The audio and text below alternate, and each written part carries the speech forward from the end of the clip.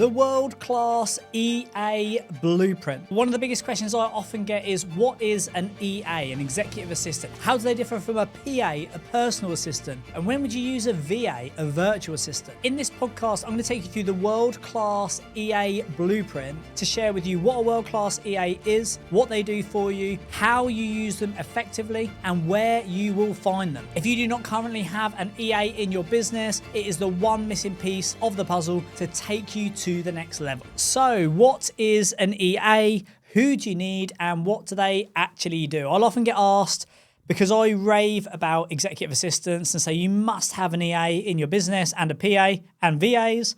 I often rave about the fact that you need an executive assistant in your business. And people wonder, well, what are they? What do they do? How are they different from a PA? So in this podcast, I'm going to take you through the world-class EA blueprint to share with you exactly what an EA is, what you need your EA to do, what you need to find in an EA in order for this to work, how much you pay them, and then a few top tips to finish. So to kick things off, an EA is an executive assistant. They work at an executive level, basically shoulder to shoulder with you at an executive senior level. They basically help you run the business. A PA, on the other hand, is administrative. It's very admin heavy, logistics, bookings, ordering, data management, things like that. A VA, a virtual assistant, is heavy lifting. It's data entry, it's posting, scheduling, social media posts, etc. It's heavy lifting tasks that you ideally want to outsource in a PA EA capacity. Like you can have VAs who are finance directors who are the equivalent of £80,000 a year in the UK. In this capacity, I'm talking about where an EA, a PA and a VA work together. The VA would be the heavy lifting, the sort of low value, high volume work. An executive EA is the high value work. Like they're really vital to the business. You know, that they really take a really significant role in running the company day to day. Everything they do is high value and they're basically running the company with you. A PA would be more medium value work. So a PA would be more medium value work, which may be more management of your day to day. You know, diary bookings, event bookings, booking your driver, your cars. You know, they're more about the management of the workload day to day. VAs are normally in this capacity would pick up then the low value tasks. So the functional tasks, you know, they're just the stuff that has to be done, but it could be quite monotonous, robotic, significant in volume, and you just wouldn't want to distract your VA or your EA or your PA with that. Some examples of what an EA does. So an EA would do things like accounts, payments for, well, obviously you've got finance who would do your bookkeeping and your accounting, but by accounts, I mean end of year accounts. You know, all that to and fro between your accountant, your bookkeeper, your tax advisor, they would coordinate all of that real high value activity. They might manage authorised payments on your behalf if there's significant management, significant costs that need to be managed, maybe on a property development or an investment or an acquisition. Only you or your EA would want to make those payments. And again, you may not even want your EA to make those payments. Managing working capital, you know, you could have your finance team do it, but if you've got a group of companies like I have, my EA every week tracks the working capital of every company, make sure they're all meeting the minimum working capital requirement. If they don't, arranges to have funds transferred around the group, just tracking all of that real high value stuff that has to be done. But at a group level, it would either be you or your EA who would have to do it. Deals, managing deals, conveyancing, working with solicitors, mortgage companies, all that high value director level activity that needs to be done. I have that done by my EA, supporting on deals, end of year finance returns, managing investors. So investors, you know, you could have them speak, it depends how big your company is, or more specifically, probably how big your investors are. You know, my investors are multi-millionaires, have all been managing directors or chairmen themselves. You know, they're senior people. They probably wouldn't appreciate just liaising with one of the team. So they liaise with my executive assistant. They get the VIP service, the weekly updates. They're their immediate response. You know, they really get looked after. Everything to do with mortgages, refinances, paperwork, making sure that all of our businesses and portfolios are compliant. So whether that's managing the portfolio management team to make sure everything's in hand and helping them when there's issues, or from a business point of view, all the sort of HMRC returns, the ICO returns, making sure everything's compliant, managing investments, vanguards, pensions, all of that stuff, which you might think, you would do yourself, you could do yourself. I actually do that through my EA and looking after my portfolio of businesses, interests, investments, properties, all those sort of things. So the EA is basically, in my capacity, runs my group of companies, oversees all the other senior teams, directors, senior teams, and make sure the reports come in on time, make sure the data's there. If I'm going to board meetings, make sure that the board pack's received in time. They're basically that day-to-day support for the team, running things at the highest level. A PA would be more things like booking hotels, processing expenses, managing your drivers, your cars, your trades, things like that. And then VAs would be stuff like data entry, processing, mail merges, posting social media posts, processing anything to do with scheduling, just anything that's like really high volume, but perhaps like research, go to a degree, just that sort of low level functional in this capacity work. Profile wise as well, for EAs, PAs and VAs, I tend to find, unless it's niche or specialist, you probably want either a steel or a tempo or a combination of both. Steel, if it's highly detail orientated. Tempo, if it's more like a battlefield. A tempo is great there. A tempo is great for being in the moment, being reactive, nothing phases them. Think about the emergency services. They've got a skill set and they'll turn up to do anything, any day, any time, and they know what to do. They can be in that sort of reactive plus proactive space. Steels are more proactive, they're more detailed, they're more definition, but they can't do chaos management really. They don't like crisis management. There's two different types of profile. And it depends who they are. If they were compliance and finance and auditing, you probably want a steel. If you're quite a sporadic, busy, reactive entrepreneur, you probably want someone with tempo. Ideally, well, in fact, not ideally. You either want a tempo or a steel or the best of both. Depends who you are and what your business looks like. What do you want your EA to do? What do you actually want them to do? Well, here's a good definition for you. In fact, here's a good definition between the difference between a PA and an EA. Somebody said to me, what's the difference between an EA and a PA? And I've got an EA and I feel like they're doing PA's work, or I don't feel like they're doing EA's work. So the definition is my definition, which I think makes complete sense, is a PA who's basically reactive. A PA basically does what they're told. A PA does what you basically throw a task over your shoulder and a PA does it. Book this, order this, arrange this, every week do this. That's what a PA is. A PA is behind you to catch the tasks you throw at them. An EA and a PA is reactive. An EA is proactive and works in front of you. So if you imagine an EA walking in front of you, they're getting everything else out of the way. Incoming inquiries come in, emails come in, tasks come in, problems come in. An EA's job is just to get rid of it. Get rid of it before it gets to you. The only thing you should be doing is offering direction and decisions. Everything else, an EA's job is to move ahead of you. So imagine you're walking through a wood or a field, a long grass-grown field. An EA is the one in the front, getting everything out of the way for you. So you don't have to worry about the noise. All you have to worry about is providing the direction and the decisions as where you're going. An EA is in front of you. A PA is behind you. That's really the job at a broad level. So what does that actually do? Well, a PA does what they're told and when they're told. You have to manage them. You have to tell them what to do. You have to point them and shoot really.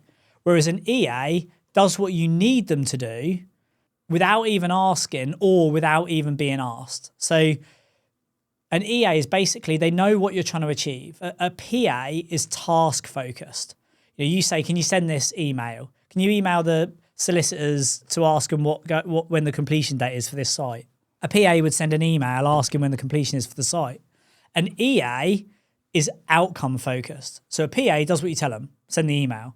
An EA is outcome focused. They know you want to know what the completion date is for that site. So they don't just send the email, they then follow up with a phone call if it doesn't come in. They chase it, they drill it down, they get it agreed, they negotiate it, whatever. An EA is outcome focused. A PA is task focused.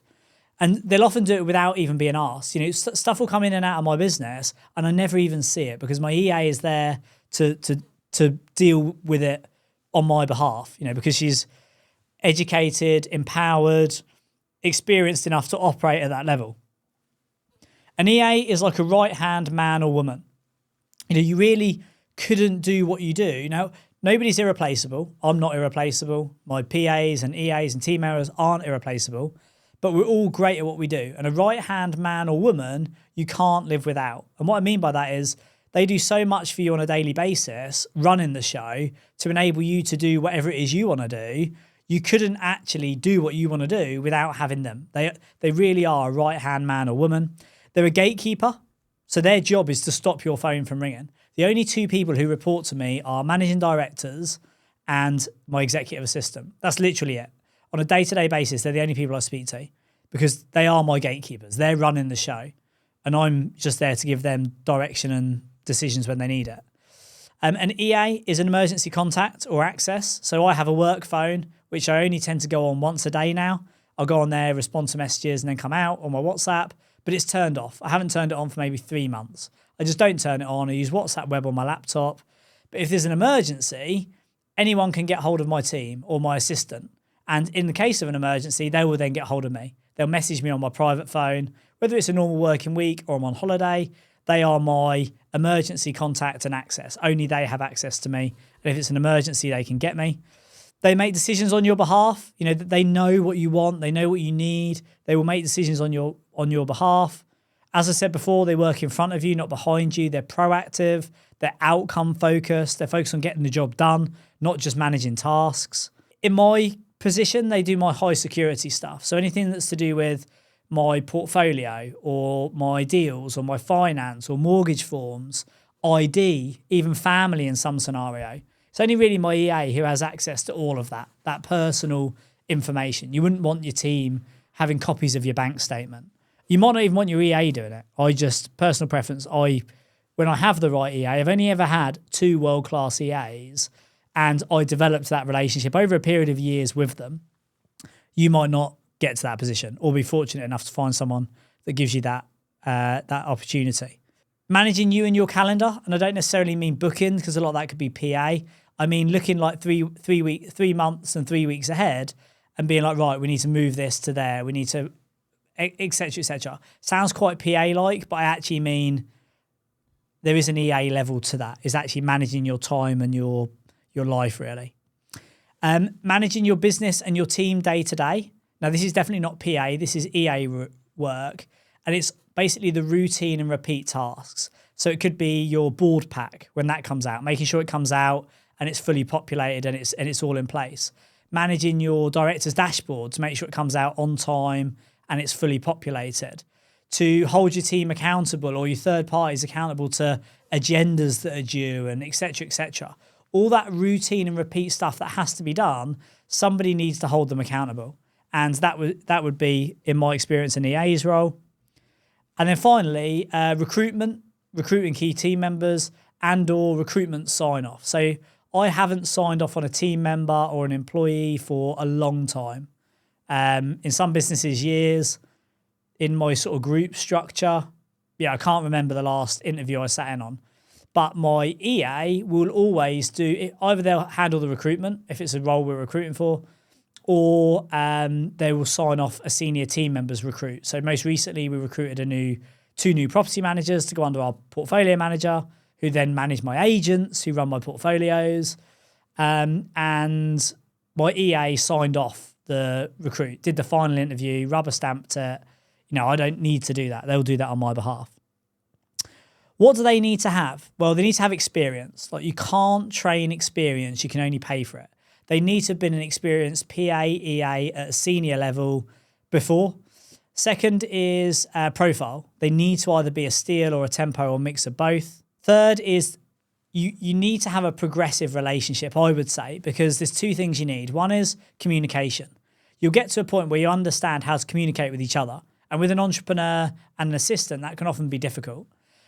You have to go through a progressive relationship to establish that communication, a style and a format that works. And basically they get what you're saying. And the second is access. So over a period of months and years, I would taper access. So it starts off with they'll have their own expense card with a £200 limit up to whatever you're comfortable with. Now, I definitely don't advocate this, but I treat my EA, I develop a working relationship with my EAs where I have a very high level of trust. Now, one of the top tips is around trust, and you don't want to get caught out. But I personally get to a point where I have securities and safeguarding in place, which means they couldn't get away with anything. But I get to a point where they've got my credit cards with no limits. They've got access to my bank account. They could make a £250,000 payment on my behalf.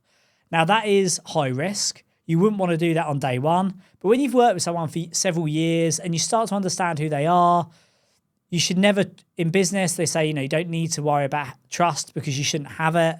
I just don't work like that. I'm a very trusting person. I've been screwed in the past, so I'm not completely naive, but I like to have that sort of relationship with my EAs once they've been with me for years, 3-4 years. And they literally are my right-hand man or woman.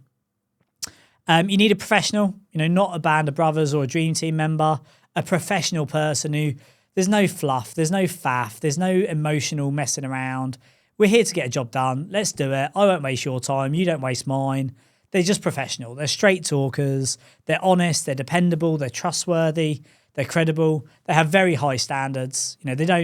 Everyone drops the ball every now and again, but they don't drop the ball. They've got high standards. They run to this level. You don't have to hold them accountable. They've got, personally and professionally, they've got high standards. They've got an attention to detail. You're not having to pick them up on the little details. They're doing that for you. Somebody, this is really important to me, somebody that you're proud of and somebody that you're proud for them to represent you and represent your company. My EA represents me to investors, to my managing directors, to my third parties, to people I do big multi-million-pound deals with. I want to be proud of them. Their response time, their attitude, their manners, just the way they go about the way they do. They need to have a no problem, only solution attitude. So they don't come to you with problems and say, I can't do this. And then you have to say, well, not that you can't do it. Have you tried this? That's PA stuff. If you say, go and do this, and they say, I can't do it. And you say, right, well, now try this. That's task-based. That's PA work. EA work is, can you go and do this? And they come back with the result. They don't have problems. They don't bring you problems. They find solutions. That's what an EA is. Somebody to hold you accountable. And this is really important. You really want to encourage your EA to hold you accountable and really encourage them to chase you for things. Because if you miss something in a WhatsApp thread, you don't want them sitting there thinking, I don't want to chase him. I only asked him yesterday, but I need it today. Encourage them to chase you and appreciate that they chase you. You basically work for them, not them work for you in that capacity. Proactive. They get stuff done not only without you having to ask, but without you even knowing. Every now and again, especially when I'm bored, if I'm twiddling my thumbs, I do have access to my inbox, my email inbox. I very rarely go in it, but sometimes I will go in it and I'll just flick through because quite a few team members communicate through my inbox. I'll quite often, literally, because this is how sad my life is, if I'm sitting there on a Sunday morning or Sunday afternoon and I've completed Rightmove and I can't find any deals, I might just have a flick through my inbox for entertainment. And what I'm looking for is tonality. I'm looking for manners. I'm looking for response times. I'm looking for general activity. And what I can see is if somebody's being chased for something, I can see that straight away, and that's not good. That's a service failure. Luckily, that happens very rarely. Often what I'll see is email threads with rapid response times, world-class service, but also problems or requests or information that's required that requires my response that I've never even heard of. My EA will get it. It says, we need, for my mortgage thing, we need 5 years SA 302s. And then they get sent off and it comes back and says, 3 years ago, the SA 302 was £100,000 higher, but then the year after it was £50,000 lower. Why is that? And then rather than bother me with it, they'll go to my accountant and say, why was this? Something like that. They're fielding all of this activity without bothering me. That's what you really want. And then finally, reactive. And again, gatekeeping is grenades land every day. There's a problem, there's a drama, there's an issue. They jump in and they deal with it. They don't bother you. They don't bring you fuss. They don't create drama about it. They just get it dealt with because they know that their job is to make your life easy and that we've all only got jobs and the business is only going to progress and make money if I'm mowing the lawn thinking about how to do a £6 million deal, or I'm in a board meeting defining strategy and structure for the year ahead. That's where the value is created, not being on WhatsApp, getting caught up in the humdrum that comes with just owning businesses. That's what team members are for. That's what managers are for. It's what directors are for. And ultimately, your EA is your final gatekeeper to make sure that don't land on your desk. Finally, packages, what would you pay? Well, overseas, you can pay as little as £8. You could really pay £8 an hour overseas, but the reality is in the UK, that's probably going to equate to between, I would say the sweet spot is probably £20 to £25 an hour at a director level and especially chairman level. You don't necessarily need a full-time one, anywhere from 15 to 25 hours a week, depending who you are and what your business is like. And on that basis, you want to get someone who's part-time, who wants flexible working, and they get the luxury of working whenever they want, complete flexibility, take holidays when they want, do emails while they're at the kids' swimming lessons.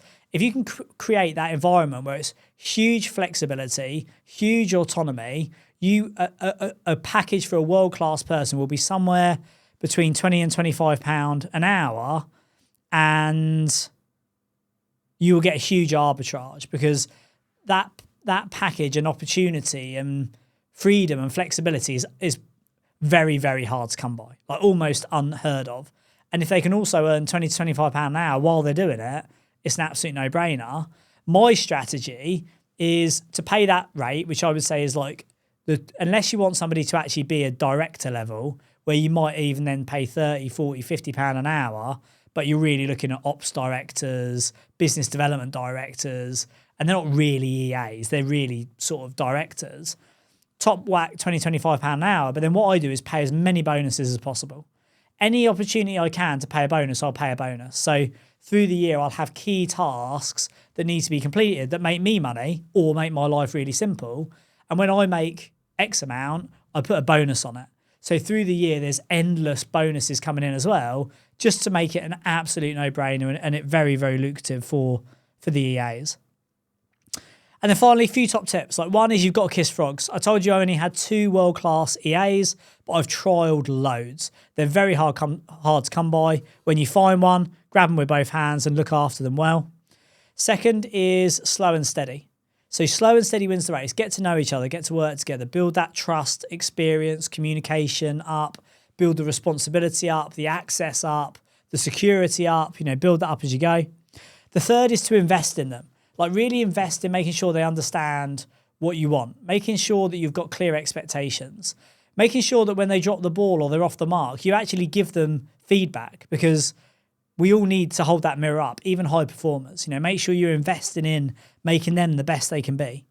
Pay and treat them very well. My 2 executive assistants, as with any of my key team members, I really believe in investing in them, rewarding them, treating them well, respect, manners, benefits, perks, gifts, money, whatever pay and treating them well looks like to you, I would highly recommend doing that.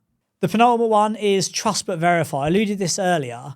So trust but verify, because nobody is perfect. And also, if somebody's operating at a high standard and it's not recognised, acknowledged, thanked, why would they hold it there? And it's very easy for people to drop off in their standards. I want to trust my EA to do everything that I ask, and trust them to do everything I need, and trust them, like I said earlier, to have access to my bank accounts, my personal information, my ID, everything. Just my credit card with no limits. If you asked anybody, and you might be listening to this, banging your head against the window, saying that sounds absolutely ridiculous, never do that, I can understand why. I would say trust, but verify. I'm constantly checking, constantly auditing, constantly seeing if they've done what I asked them to do, setting up little tricks and traps for myself to say, I'll ask this and see if they actually do it. Because you want to hold that feedback loop. Trust 100%, but verify. because otherwise it's not delegation, it's abdication. Trust but verify. Trust them, but make sure they do the right thing, and also have safety checks. Yes, got access to a limitless credit card, but no, you couldn't make a payment that wouldn't go through that wouldn't be clocked, because everything's audited. Expenses, management accounts, budgets, finance. I have a third-party audit done on all my books. I have a end-of-year tax review done, pulls everything to pieces. I check my working capital every single week. It's like trust but verify. I've laboured the point. And then finally, as a mindset piece, is you work for them, not the other way around. Like, you want to work for your EA. Your EA wants to tell you, right, today you're at the studio. Here's your agenda. Here's your brief. Tomorrow you need to call this company because we need to transfer these funds to buy these shares. Your EA wants to be chasing you, telling you what to do, managing your workload. And all you want to do is do the work, basically. That's really how it works. So I hope you got value from that. I hope you cleared it up for you. That is the world-class EA blueprint. What they are, what you need, how it works, how you pay them, and a few top tips to get you off to the races. If you don't already have an EA or a PA, get yourself a PA, work up to an EA. I guarantee it will change the game. Success and failure are both very predictable. I hope you enjoy. I'll see you on the next one.